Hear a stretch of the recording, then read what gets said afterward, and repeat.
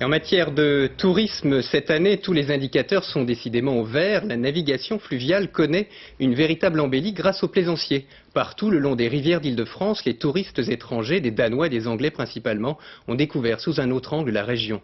La batellerie, plutôt mal en point, a trouvé là une bouffée d'oxygène. Reportage sur les canaux de Seine et Marne, Marie-Paul Rigal, Didier Morel. Plus de Varennes, bonjour. Bonjour monsieur, je suis à Valence, je suis à la gare d'eau. Comment est l'écluse s'il vous plaît? Ça va être bon pour vous, là dans 5 minutes ça va être prêt. Bah d'accord, je vous remercie, je descends. Des appels de ce type, Alain et son équipe en ont reçu plus de 8000 depuis le début de l'année. La navigation fluviale se porte bien. Depuis 1980, l'écluse de Varennes-sur-Seine ouvre généreusement ses portes à de plus en plus de bateaux de plaisance. La plaisance, il y a 20 ans, il y en avait peut-être 1 ou 2 par semaine. Maintenant, on en fait facilement une dizaine par jour. La plaisance figure dans la catégorie du tourisme vert.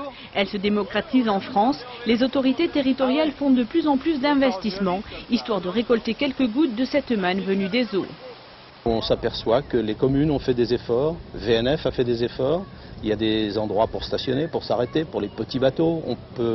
On peut s'arrêter dans un village qui a aménagé une berge, qui a mis des pieux et qui nous permettent de s'amarrer et puis d'aller dans le village, d'aller faire des courses.